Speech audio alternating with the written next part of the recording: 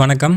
நம்ம போன பதிவில் ஆஃப்செட் பிரிண்டிங் மிஷினில் மேன்ரோல் அண்ட் ப்ரெஸ்ஸோட ஃபீடர் செக்ஷனில் இருக்கக்கூடிய ஃபீடர் ஹெட்டு அதில் என்னென்ன காம்பனன்ட்ஸ் எல்லாம் வருது அப்படிங்கிறத பற்றி பார்த்தோம். இந்த வீடியோவில் நம்ம பையில் இருக்கிற சீட்டை ஃபீடர் ஹெட் வந்து எடுத்ததுக்கப்புறம் அதை எங்கெங்கெல்லாம் பாஸ் பண்ணி நம்ம பிரிண்டிங் யூனிட்டுக்கு எப்படி வருது, அதில் என்னென்ன காம்பனன்ட்ஸ் எல்லாம் வருது அப்படிங்கிறத பற்றி தான் பார்ட் 2ல் நம்ம பார்க்க போகிறோம். ஸோ இந்த வீடியோவில் என்னென்ன பார்க்க போகிறோன்னு பார்த்துட்டிங்கன்னா, ஃபார்வர்டிங் ரன்னர்ஸ் அப்படின்னா என்ன, டபுள் சீட் டிடெக்டர்ஸ்னா என்ன, கன்வேயர் பெல்ட்டோட டைப் என்ன, ஏர் செட்டிங்ஸ் எல்லாம் பண்ணுறதுக்கு ஏர் டயல் வந்து எங்கே இருக்குது, நீங்கள் இந்த வீடியோவில் பார்க்க போகிறீங்க. நம்மளோட சேனலுக்கு இப்போ தான் நீங்கள் ஃபஸ்ட் டைம் வரீங்க அப்படின்னா கீழே இருக்கிற சப்ஸ்கிரைப் பட்டனை ப்ரெஸ் பண்ணி சப்ஸ்கிரைப் பண்ணி வச்சுக்கோங்க. சரி, வாங்க இப்போ வீடியோக்குள்ளே போகலாம். இப்போ நீங்கள் பார்க்குறது ஃபார்வர்டிங் ரன்னர்ஸ். இதுதான் வந்து நம்ம ஃபார்வர்டிங் சக்கர் வந்து எடுத்து சீட்டை உள்ளே தள்ளும்போது இந்த 2 ரன்னர்ஸ் தான் ஃபஸ்ட்டு அதை வாங்கி கன்வேயர் பெல்ட்டுக்கு வந்து தள்ளி கொடுக்கும். இது வந்து ஒரு ரப்பர் மெட்டீரியலால் ஆனது. இது எத்தனை ரன்னர் வரும்னு பார்த்துட்டிங்கன்னா 4 ரன்னர்ஸ் வரும். 2 வந்து அந்த ராடு மேலே இருக்கும், 2 வந்து இந்த பெல்ட் மேலே இருக்கும்.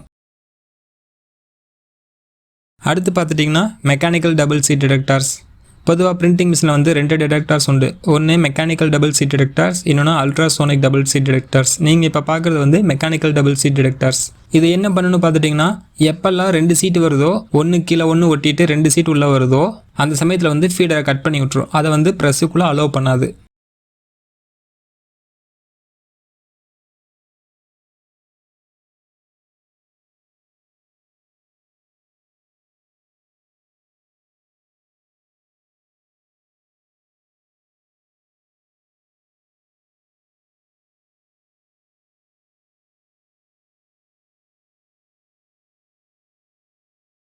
இதை கிளாக் வைஸ் திருப்பினோம் அப்படின்னம்னா திக்னஸ் வந்து கம்மியாகும். ஆன்டி கிளாக் வைஸ் திருப்பினோம்னா திக்னஸ் வந்து அதிகமாகும். அடுத்து பார்த்துட்டிங்கன்னா சக்ஷன் பெல்ட்டு. இது வந்து பர்ஃபரேட்டட் சக்ஷன் பெல்ட். அதாவது சின்ன சின்ன ஹோல்ஸ் இருக்கு இல்லையா, அந்த ஹோல்ஸ் மூலமாக வேக்கம் வந்து வரும். அந்த வேக்கம் என்ன பண்ணுன்னு பார்த்துட்டிங்கன்னா, நம்மளோட ஃபார்வர்டிங் ரன்னர் சீட்டை எடுத்து உள்ளே தள்ளும் போது இந்த ஏர் ஆனது கொஞ்சம் சக் பண்ணி அந்த சீட்டை வலிக்கிட்டு போகாமல் பிடிச்சிக்கும். ஸோ அதோட ஏர் எங்கே கம்மி பண்ணலாம் அப்படின்னு பார்த்துட்டிங்கன்னா, இந்த பெல்ட்டுக்கு பார்த்தீங்கன்னா ஏர் அட்ஜஸ்ட்மெண்ட் அப்படின்னு பார்த்தீங்கன்னா 2 வரும். ஒன்று வந்து ஸ்டார்டிங்கில் வருது, அதோட கண்ட்ரோல் வந்து பார்த்திங்கன்னா இங்கே இருக்கும். அதுக்குண்டான மோட்ரு பார்த்தீங்கன்னா இந்த மோட்ரு வந்து ரன் ஆகும்போது அங்கே ஒரு வேக்கம் கிரியேட் பண்ணி சீட்டை வந்து உள்ள இழுக்கும். அடுத்து பார்த்துட்டிங்கன்னா, இந்த 2 பெல்ட்டுக்கு இடையில் ஒரு ஹோல்ஸ் தெரியுது இல்லையா, இதில் வந்து வேக்கம் உறிஞ்சும்.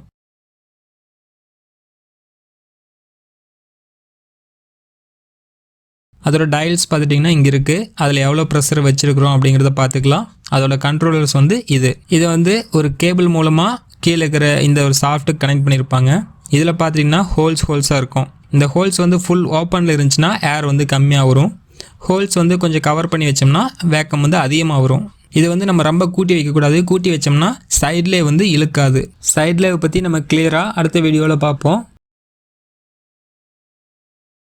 அடுத்து நம்ம பார்க்க போகிறது பார்த்திங்கன்னா, சைட்லேயோட ஏர் செட்டிங்ஸ் எல்லாம் எங்கெங்கே இருக்குது அப்படிங்கிறத பார்க்க போகிறோம். இப்போ நீங்கள் பார்க்குறீங்க இல்லையா, இந்த 3 டயல்ஸ் வந்து எதுக்காகனா 3மே வந்து ஏர் கண்ட்ரோல் தான். ஃபஸ்ட்டு ஒன் வந்து சைடில் உள்ள ஒரு ப்ளோவிங் ஏர் வந்து வரும். ஒரு சில சமயம் சீட்டு வந்து கமுந்த மாதிரி வரும். அப்போ கமுந்த மாதிரி வரும்போது எங்கேயாவது வந்து இடிக்கும். அப்போ இடிக்கிறப்போ சீட்டு வந்து கிராஸ் வரும். ஸோ அந்த கிராஸை அவாய்ட் பண்ணுறதுக்காக அந்த சீட்டை வந்து தூக்கி கொடுக்குறதுக்காக ஒரு ப்ளோவிங் ஏர் இருக்கும். அதுக்குண்டான ஏர் தான் ஃபஸ்ட்டு ஒன்.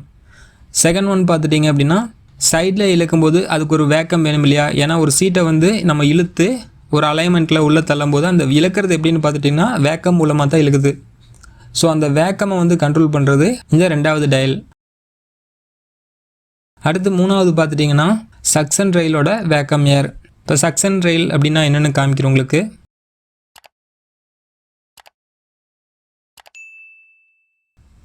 இங்கே தெரியுது இல்லையா, அந்த ஹோல்ஸாக இந்த ஒரு ரவுண்டு மாதிரி, இதுதான் சக்ஷன் ரெயில். இங்கே வந்து ஒரு ஏர் வந்து உறிஞ்சும், அதாவது வேக்கம் வந்து இங்கே வரும்.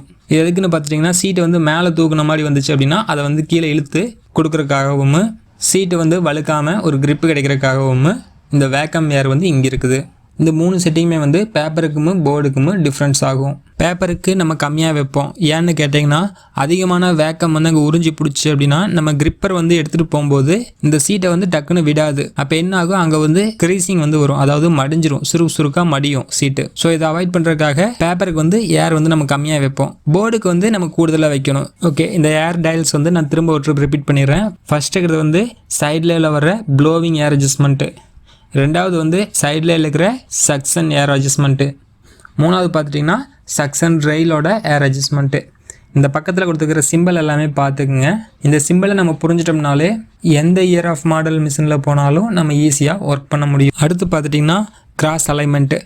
இப்போ ஒரு சீட்டில் பிரிண்ட் பண்ணுறோம் அப்படின்னா அது அடுத்த ப்ராசஸ் கட்டிங் மிஷினோ இல்லை டை கட்டிங்க்கோ போகுது அப்படின்னம்னா எல்லா சீட்லேயும் இமேஜ் வந்து ஒரே பொசிஷனில் அலைன் ஆகிருக்கணும். அப்போ தான் நம்ம வந்து பேப்பரை தட்டி கட்டிங் மிஷினில் கட் பண்ணும்போது நம்மளோட ஃபைனல் ப்ராடக்ட், அதாவது என்ன மேட்டர் இருக்கோ அது எல்லாமே ஒரே மாதிரி மார்ஜினில் வரும். ஸோ அதுக்கு மெயினானது பார்த்துட்டிங்கன்னா நம்ம பிரிண்டிங் மிஷினில் வந்து கரெக்டாக ஓட்டி கொடுக்கணும். அதாவது லெஃப்ட்டில் உள்ளே இறங்கியோ இல்லை மேலே ஏறியோ, ஆப்போசிட் சைடில் கீழே இறங்கியோ இல்லை மேலே ஏறியோ அப்படி கிராஸாக வந்து ஓட்டினோம்னா அங்கே ஃபைனல் ப்ராடக்ட் வந்து பாதிக்கும். அதே மாதிரி பேக் அண்ட் பேக் ஜாப் வருது அப்படின்னம்னா நம்மளோட ஃப்ரண்ட் பேஜும் பேக் பேஜும் பார்த்திங்கன்னா ஒரே அலைன்மெண்ட்டில் செட்டிங் ஆகிருக்கணும். ஸோ அதுக்கு வந்து நம்ம இந்த கிராஸ் அட்ஜஸ்ட்மெண்ட் வந்து யூஸ் பண்ணுவோம். நம்ம ஹைடல்பர்க் மிஷினில் வந்து ஆப்ரேட்டிங் சைடு டிரைவ் சைடுன்னு சொல்லுவோம் இல்லையா, அதே மாதிரி இந்த மேன்ரோலன் மிஷினில் வந்து ஏ சைடு பி சைடு அப்படிம்பாங்க. அதாவது ஏ சைடுனா என்னென்னு பார்த்துட்டிங்கன்னா டிரைவ் சைடு, பி சைடு அப்படிங்கிறது பார்த்துட்டிங்கன்னா ஆப்ரேட்டிங் சைடு. ஸோ இப்போ நீங்கள் பார்க்குற ஃபஸ்ட்டு ஒன் வந்து ஏ சைடில் நம்மளோட சீட் கிராஸாக இருந்துச்சு அப்படின்னம்னா ப்ளஸ் ஆர் மைனஸ் பண்ணுறதுக்கு யூஸ் ஆகுது. இது வந்து clockwise and clockwise திருப்புறது தான். இதோட அட்ஜஸ்ட்மெண்ட்னு பார்த்துட்டிங்கன்னா 1/2 mm முன்னாடி போகும், இல்லைனா 1/2 mm பின்னாடி வரும். அவ்வளோதான் இதில் மேக்ஸிமம் அட்ஜஸ்ட் பண்ண முடியும். இப்போ வந்து கிராஸ் 1/2 mmக்கு மேலே இருக்குது, 1 mm 1.5 mm இருக்குன்னா அதுக்கு தான் இந்த ஃப்ரண்ட்லே அட்ஜஸ்ட்மெண்ட்டில் ஒரு 9 பாயிண்ட் கொடுத்துருப்பாங்க. அதாவது 9 ஃப்ரண்ட்லே வந்து அங்கே இருக்குது. இப்போ எண்ணி காமிக்கிறேன்.